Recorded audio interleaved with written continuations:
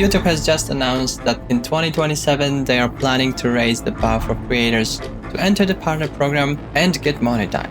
Starting February 1st, creators will have to generate twice as much watch time, 8,000 hours instead of 4, and 20 million shorts views instead of 10. And as a smaller, unpartnered creator, I think it sucks. But yeah, I'm here to give you my perspective on this whole situation. I usually don't make this type of videos, this type of content, but I think this time it's a topic that I actually feel competent to talk about. So we're gonna read the official blog post and also watch this very real and totally not rehearsed video that YouTube made. And I'm also gonna share my experience with this platform and my relationship with it and how it is to make videos for 10 people. And that's on a good day. Okay, so why did they do this to us? Let's read. The YouTube Partner Program. What? No. YouTube is up. That's why I'm a smaller creator. The YouTube Partner Program embodies our core belief that YouTube and creators succeed best together. In fact, we expect to pay even more to creators in 2027 than we did in 2026. Wow, that's crazy. They are so good for us. YouTube Shorts, this is interesting, okay? This is an interesting change because right now you have to have 10 million Shorts views in 90 days and at least 1,000 subscribers to get into the YPP, the YouTube Partner Program, and then you'll get the ad revenue for your videos, for your shorts, and whatever. And if you get there once, you're not getting out of it unless you get banned or something. But they are making this change, if I understand it correctly, that you will not earn money from shorts if in previous 90 days you didn't get 10 million shorts views. So in a nutshell, right now, if you are in the program, you'll get the money for the shorts, even though you are not focused on the shorts. But after the change, you have to focus more on the shorts to get the views, to get the money for the shorts, okay? Which I don't think is ideal because I don't really like shorts or watching shorts on short form content. But yeah, that's where the YouTube's at. Oh, and this part is also very interesting. We're broadening revenue opportunities for creators to reward growth, engagement, and more by introducing new incentive programs rather than relying solely on ad revenue. For channels below the 10 million threshold, these initiatives introduce new ways to earn based on hitting certain milestones, like bonuses for YouTube shopping. Which is pretty interesting because if you are a small creator, you most likely don't have stuff to sell, because if you want to like make merch or something like that, you need to have money for that. You need to design the merch or pay someone to design it. You need to pay a company to make this merch for you. So if you're a small creator with no budget or no money at all, you're not selling shit, okay? Unless you're an Etsy nerd or something like that. But yeah, I don't think like it's a great bonus to have. Incentivize for brand deals. Again, I don't think that smaller creators have brand deals, because what brand would want to partner with a creator that has, I don't know, 1,000 views on a video or something like that? That's not realistic. And earnings boosts for starting and growing trends. Let me pause for a second, okay? Because it seems kind of shady. Because who's to decide what is a trend and what's not?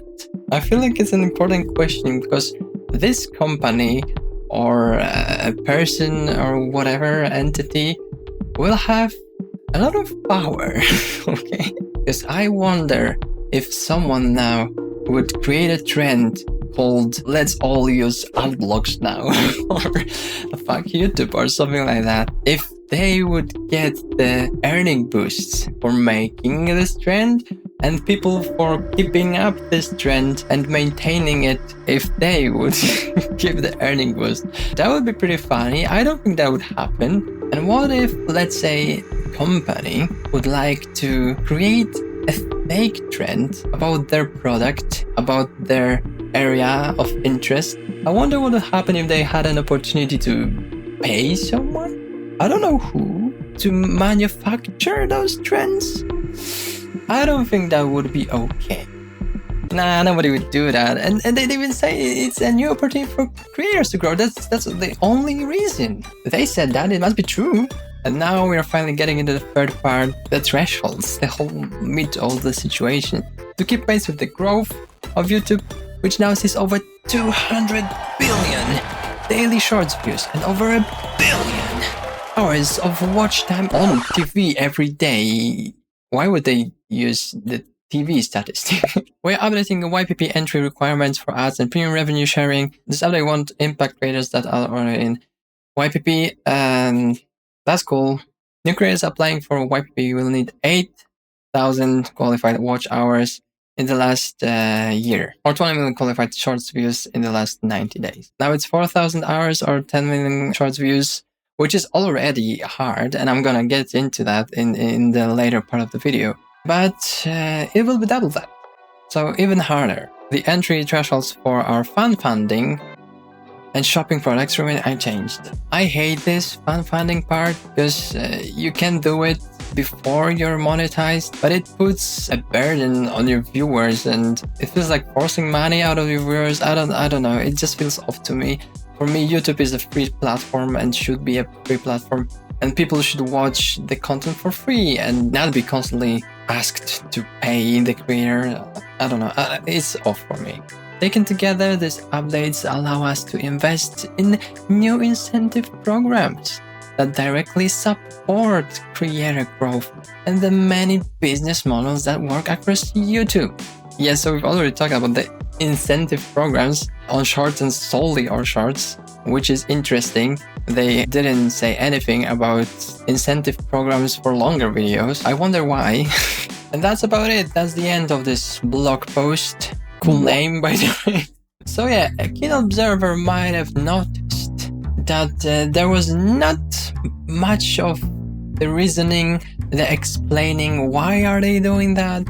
Nothing, or maybe not nothing, but close to nothing. They are basically saying that when we grow, the creators grow with us, and that's why we are making it harder for the smaller creators to make it. I don't know what's the reasoning, but that's what I'm getting from this post. Maybe they will explain it better in this video by Creator Insider, which is a YouTube channel where they post news for the creators, changes to the platform. And this guy here, this is the face of this channel, Rene Ritchie. Okay, this guy basically cosplays as a creator's voice, okay? He's the voice of the creators. He will ask the tough questions, ask for what people want to know, you know. Let's watch it and see what are those questions. What is changing for creators and our channels? The biggest changes are on what it takes to earn from ads rev share. And these are just adjustments based on the amazing growth of the creator ecosystem over the last several years. And some things aren't changing, right? Yeah, if you... Okay, but why?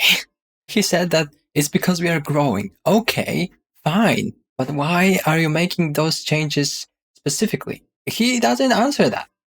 And this guy won't ask for it. Why was it necessary to change the thresholds for watch time hours and shorts views? Okay, he asked for it. My apologies, Rene. I'm sorry. All these changes we've announced just reflect the reality of an ecosystem that has grown so much. And when you think about it, the kinds of content, the way you consume that content, the formats have all changed exponentially over the last several years. And so we want to make sure that the earnings you get from the program are meaningful and allow you to reinvest in your channel. Okay, what? That's why what? He said think about it, so I'm thinking about it. And I don't get it. Maybe I'm stupid, I don't know. But he's again saying that we're all like growing together like beautiful plants. And also that the way how the people watch has changed as well, which is probably because you made some decisions that pushed people to change those behaviors. Now he's saying that it's for us creators to get more money. How? Like how having those thresholds higher helps creators earn more money. Like if you're a bigger creator, it doesn't matter for you because you're already in the YPP program, okay? And if you're a small creator, it does matter a lot that you cannot get into the money-making zone, okay? So it's even harder to get there. Maybe it's because of this, because they say there is a pool of revenue and they want to share it between creators and stuff. And if you're a I don't know, a bigger creator. And if you make money, you take from the pool, and there's less people taking the money from the pool, maybe this way you're earning more because some people aren't earning anything. I don't know. Let's keep watching. And all of these changes, when you step back, we still expect to pay more out next year to creators than we will this year. For a lot of people, when you ask them like what they want, what their dream is, it's to be monetized on YouTube, it's to get into YPP. How are you thinking about that when you're making these changes? Yeah, look, it's front and center in our thinking. So the one thing that didn't change is what it takes to join YPP. It still takes 500 subs and 3,000 watch hours or 3 million views in the last 90 days. And that is a way to think of us reaffirming our commitment to making it. Okay, wait a sec, because the question was about the monetization, okay? People want to get to the partner program to get monetized. But this guy is saying that, oh, it doesn't matter because you can still enter the first level of the program where you don't get any money from the ads or anything. You just can set up a shop or set up a crowdfunding thing for people to pay you, but you're not getting anything from YouTube. So that's such a non-answer, okay? A place for creators to start their business. Another big change is that now there is a minimum threshold to maintain revenue share for shorts. One of the central principles around these adjustments is we want to make sure that the earnings you get from YPP are meaningful. And we had a case where if you had only a few thousand views, you might have a few cents for that month. And instead, we'd like to design the program in a way where it rewards creators who are leaned in, who are driving views and engagement. So if you're making any money, but it's a low amount of money, you don't deserve that money, okay? You're a pathetic scum of a person. You don't get, you're trash. Give back this money to us and to the guys that actually make good content with millions of views. And the AI slop, they deserve this money, not you. Those cents, you don't need them. What are you going to do then for creators who you still want to encourage them to make shorts, Absolutely. but they're not hitting that 10 million threshold? Absolutely. So notice that it's all about shorts. They're not even talking about long-form videos on YouTube, okay? as a part of this, we've also introduced some incentive funds. And so we've actually quietly been testing that over the course of the past year. We've been quietly testing that. So this only proves they are quietly testing stuff in the background without us knowing it. So things might break, things might behave in a different way, but we don't know that. We don't know that they're testing stuff. You don't know that as a viewer as well. And they're just testing. Some of those tests can probably break your channel, but who cares? Who cares? They are testing, okay? And that's going to give us a way to target money to creators who are at much earlier stages of their career to give them the boost they need in order to make it to the next level. A simple incentive might be to continue uploading over the next 90 days and earn a bonus for that. Okay, so if you post a lot, you've posted a lot of shorts in the last 90 days, we will give you something, like those boosts. I don't know if that's money or if that's more eyes on your videos, like manipulating the algorithm to do that for them. And you are rewarded for spamming content. And what channels right now are known for spamming shorts and content, like spamming a lot of videos, AI slop farms. So they're basically trying to incentivize more AI slop, which is great, which is what this platform needs. Yes, we all love it. Thank you. If you've tagged a few items in shopping, we may give you a bonus to tag a few more items in shopping. If you've been able to secure brand deals, you may get a bonus for that. And it'll allow us to be much more targeted.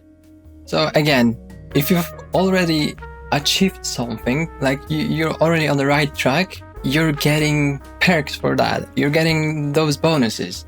But for those who are just starting out or maybe just not doing this well, you're getting nothing. They won't help you, okay? You're a lost cause. The creator economy is bigger than ever. YouTube is doing better than ever. Why aren't we lowering the thresholds for YPP? Why are we instead increasing them? That's a really good question. Oh yes, it's such a good question. It's such a hard one as well. I don't even know how to answer it. If only I knew what's gonna be asked before this interview. I would have prepared, but now I have to improvise. You could lower the thresholds and you'd have creators who are in the program but not actually earning anything meaningful. What's wrong? What's wrong with that? if there's a creator that makes just tiny bit of money, but he's fine with it, he's just happy that he can be in the program and maybe grow, maybe this little amount of money will eventually add up to a bigger amount of money, which he can, I don't know, invest in the channel or something. But no, we are not giving you anything. It's basically the idea of rich get richer and poor gets poorer. But in the YouTube ecosystem, fantastic. We want you to be able to earn and build a business and grow from running your channel to one where you can take advantage of brand deals, you can sell memberships, you can earn from fans directly. And you think of all the ways you can earn. Yeah, we just want you to make money for us. We know that. Thank you very much. Like, it's so dishonest, but they have to say that, okay? Like, I'm not mad at this guy for saying that. He was told to say that and he's just doing his job. That's Rene guy as well. I'm not mad at him. He's doing his job. He's making his bread. But it's dishonest, okay? Just guys, just tell it how it is. We're not children. Okay, so there's that. They're reasoning. And now I'm gonna give you my reasoning, like what I think is happening. Some people say it's because of AI. But if that's the case, I don't think this solution is the right solution for that problem. And I don't think it's because of that. Like, okay, I agree, that's a problem. And those AI channels are shitting out a lot of content and taking their revenue from YouTube and from other creators. But if they can cheat their way through by botting and doing all sorts of stuff, if they can cross the 4,000 hour threshold, why wouldn't they cross the 8,000 hour threshold? What I'm trying to say is that you can cheat your way through this bigger threshold. So if it's not because of AI, why is it? And I can only guess, but it feels like a classic situation where they get a lot of money and they were sharing this money and they realize, we are being a little bit too generous with this money. How about putting more of that money into our own pockets? Yes, that's the idea. So yeah, I think that's the reasoning. They just want money, okay? They don't really care about the creators as people. They care about the creators as money-making machines. And I know it's nothing new, but I don't know. It's just hard to listen to their corporate speech and telling that, oh, we care about you and stuff. It's basically like company that lays off staff and tell them that, oh, we appreciate your work. You are such a valuable team member, but you have to go and find another job. Fuck off, basically. So yeah, that's my answer. They're just trying to keep more of this money, more of this success for themselves, and they just don't want to share that with more people, because then they would have to lower the percentages. They would have to pay less to every creator, and that would make people mad, maybe. So what are they doing? They're just not getting as much people into the program in the first place. So the percentages are the same, but they are making more money and they can take more money from this pool. Okay. Well, this theory works for the pool system they have for premium revenue share. The ads one works a little bit differently, but keeping more people out of YPP still makes them more money. Because they can run ads on channels that are not yet monetized, making 100% of the revenue. And if they wanted to make more money while keeping the old system, the lowering percentages for everybody will still apply. So just wanted to clarify this. And I also wanted to talk about how I treat YouTube and what is my relationship with this platform and what does it mean for me. Because like I said, I'm not monetized, I'm not a partner. Would I like to be monetized one day? Sure. Everybody would like to get money for what they enjoy doing, right? And that was one of the goals of this channel, to also get some money from it. And if that can become my main source of income, that would be awesome. But that's just one of the reasons I decided to make content here in YouTube. Because you see, when I was younger, I watched those, legendary YouTubers, 2012 era. And you would watch normal, regular people just playing games, doing weird shit online. It all felt real and was real. Like it's from normal people just turning on a camera and sharing their hobbies and broadcasting themselves. And I really loved that era of YouTube. I hold it really close to my heart. And the reason that I made this channel is that I wanted to give it back. I got it from those people, and I wanted to give it back to the younger generations that grew up without having this experience. And that was my plan. I will just blend two of my favorite channels together and put my spin on it, then give it back to the people. Now I know this idea was a little bit naive because nobody's interested in this type of content right now. Or maybe not that people are not interested, but they don't know any better, maybe. Or maybe they are not interested. Maybe this content became obsolete for a reason. I would still watch it, and if I find a creator that gives me the same vibe, my camera just stopped working, I'll watch them and I will enjoy the realness of it. I think it's much harder to find those type of channels right now, because back in the day, when people started their channels, they were doing it for the love of the game. People didn't know that you can make money out of it. Even the viewers, at first, they didn't know that YouTubers are making money. And there was this huge thing when viewers finally realized that YouTubers can make a lot of money, that they felt betrayed. You're the chosen one! But this is how it was before. Now people knowing that you can make a lot of money on YouTube are coming to this platform with this as a goal. I want to become a YouTuber because I want to have a lot of money. I don't need to do much. It's easy, and I'll just, become rich fast, quick, and easy. Which, first of all, is not that easy because you need a lot of skills to pull this off. Like, editing, basics of audio engineering, videography, or whatever the fuck it's called. And, photo editing for thumbnails. So you either have some money to pay people so they can do that for you, or you need to learn all of that. So it's not easy. Second of all, that's where we got all of those grinders, those people who just want to cheat the algorithm, and they don't make content about their hobbies. They just follow trends or make videos for kids, which are making those kids dumb. They're just trying to do everything to make money. And I think their hero is Mr. Beast, okay? I don't want to shit on the guy. I don't know him. But yeah, back to the topic. That was one of the reasons to give people what I've been given. And I understand that my content is not the best. It has a lot of flaws, and I see those flaws, and I try to eradicate them. Is that the right word? I don't know. English is not my first language, if you can tell. I know it's maybe not as good as those legends were. Okay, I'm not delusional. I see the flaws. I also don't feel like following trends that much. I would much rather just do whatever I feel like to, do whatever I'm passionate about. Like I said, I know it's a naive type of thinking, refusing to follow the trends, but I think it's worth trying. Okay, it's worth trying to keep this platform real, even if it costs my grow here. Like, obviously I want to make money for doing this, but I just think there are more important things, like having your own rules and not crossing the line just to make something trendy or make something viral. Maybe it won't get me far, but at least I can sleep well and look at a mirror without shame. So yeah, this is how I treat YouTube, and this is my relationship with this platform. How it all started. And now getting back to the original topic, because of those things that I've just talked about, because of those reasons, I am not doing the best, okay?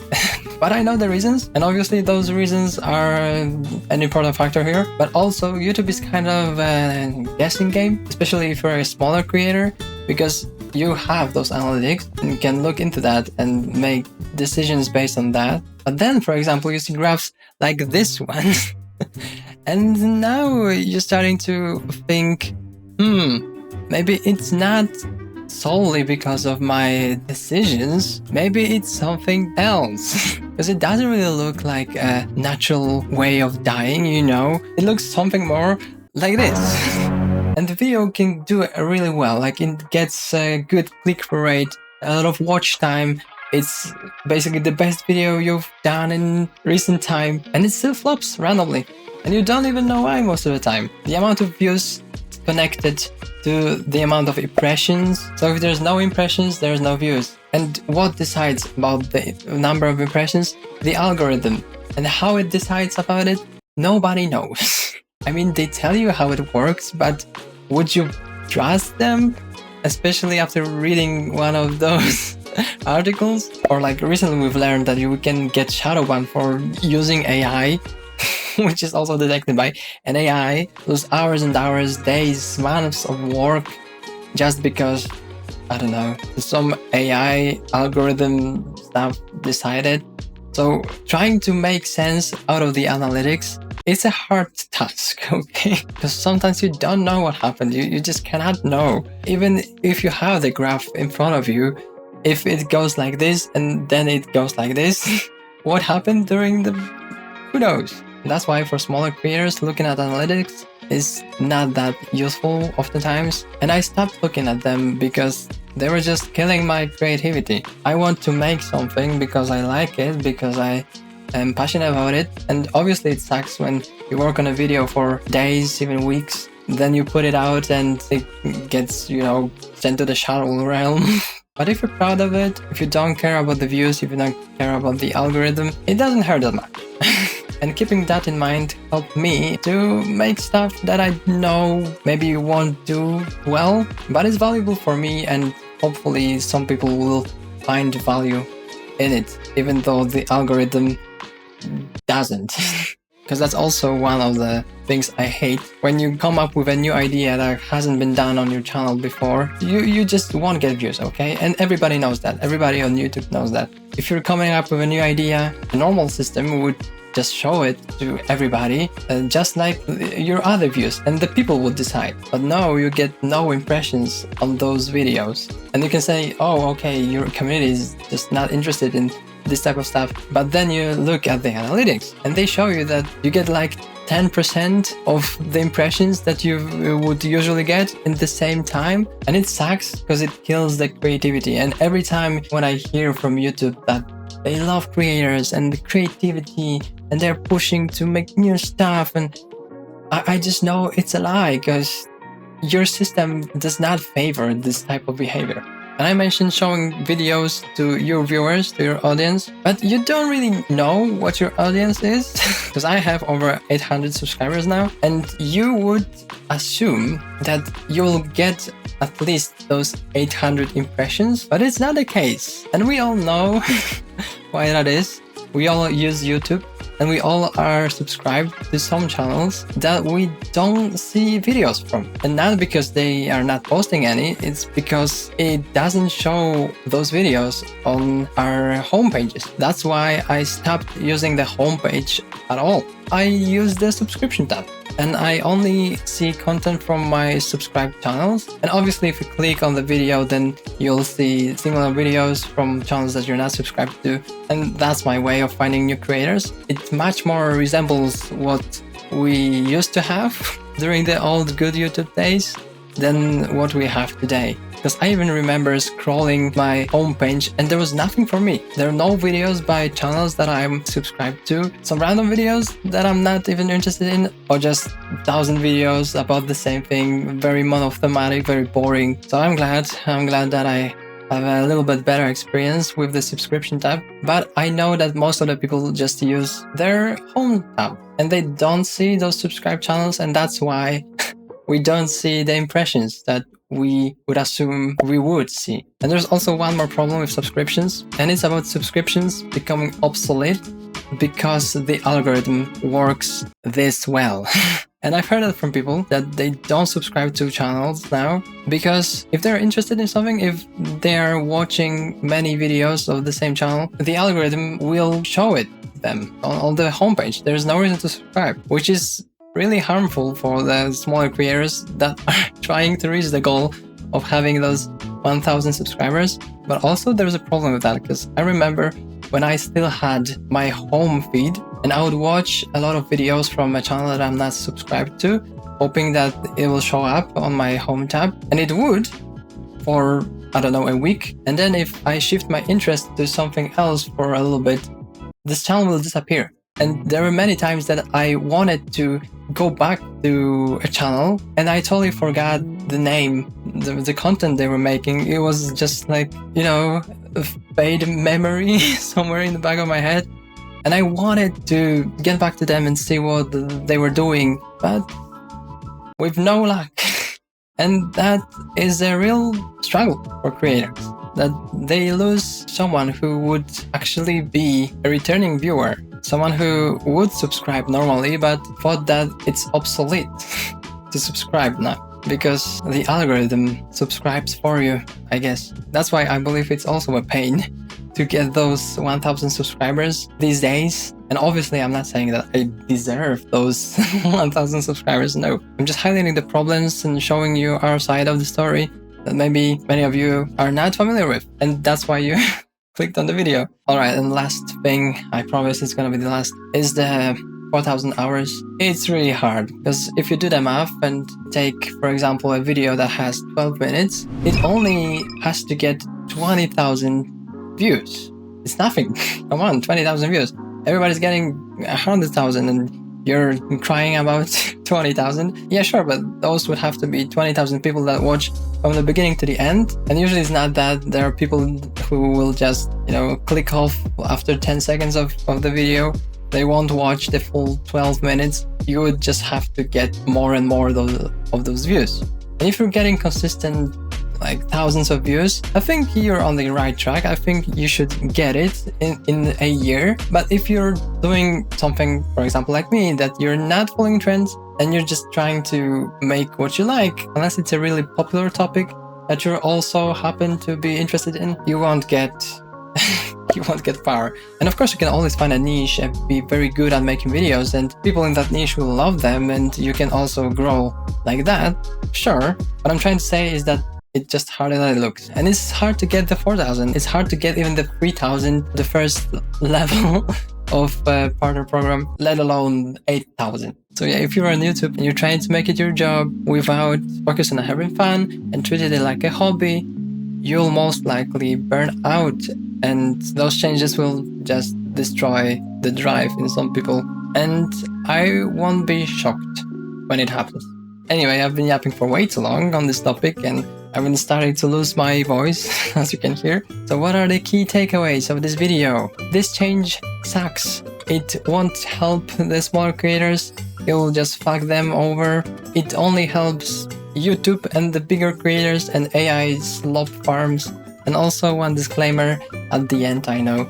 And I don't want you to subscribe to my channel because I was ranting about how bad it is and you feel bad or something. No, don't subscribe because of that. I play games and I make music, and I make music about the games. If you checked out my content and you find it cool, then sure, subscribe then. So yeah, that's gonna be it.